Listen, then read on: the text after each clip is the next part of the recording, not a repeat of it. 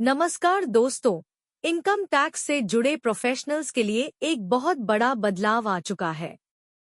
ITA 2025 और IT rules 2026 के तहत इनकम टैक्स के लगभग सभी महत्वपूर्ण फॉर्म्स को रीनंबर कर दिया गया है।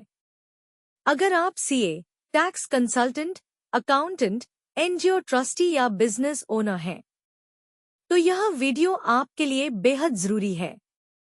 Tax international forms. सबसे पहले बात करते हैं टैक्स ऑडिट और इंटरनेशनल टैक्स फॉर्म्स की। अब तक जो टैक्स ऑडिट रिपोर्ट हम फॉर्म 3CA, 3CB और 3CD में फाइल करते थे, वह अब फॉर्म 26 में फाइल की जाएगी।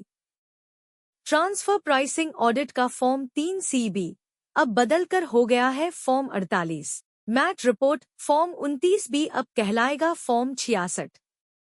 टैक्स रेसिडेंसी सर्टिफिकेट के लिए फॉर्म 10 अब नया नाम है फॉर्म 42 और डीटीए से जुड़ा फॉर्म 10F अब फाइल होगा फॉर्म 41 में। चैरिटेबल ट्रस्ट बटा एनजीओ फॉर्म्स। अब बात करते हैं चैरिटेबल ट्रस्ट और एनजीओ से जुड़े बड़े बदलावों की। प्रोविजनल रजिस्ट्रेशन का फॉर्म 10A अब बदलकर हो गया है फॉर्म 104। रेगुलर रजिस्ट्रेशन या रिन्यूअल का फॉर्म 10 अब कहलाएगा फॉर्म 105। अक्यूमुलेशन के लिए जो फॉर्म 10 था, वह अब होगा form 109। Trust audit report form 10B और 10BB अब नया नाम फॉर्म 112।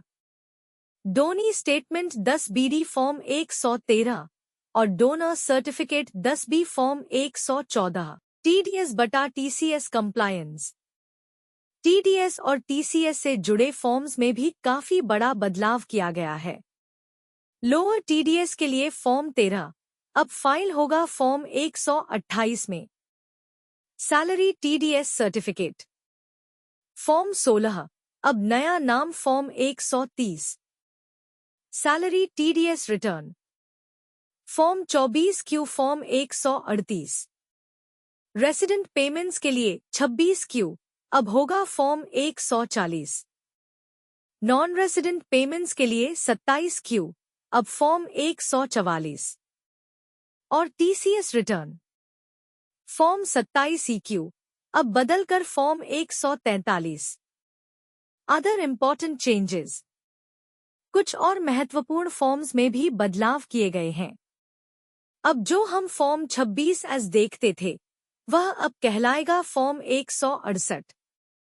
फॉरेन रिमिटेंस का फॉर्म 15CA अब होगा form 145। CA certificate form 15CB अब नया नाम फॉर्म 146 और एसएफटी फाइलिंग का फॉर्म 61 अब बदलकर हो गया है फॉर्म 165। की टेक अवे कंक्लूजन। इन सभी बदलावों से एक बात साफ है, पुराने फॉर्म नंबर्स अब मान्य नहीं हैं।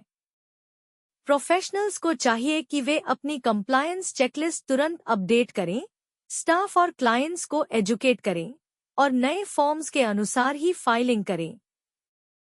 गलत फॉर्म में फाइलिंग करने पर रिजेक्शन, नोटिस या पेनल्टी का खतरा हो सकता है।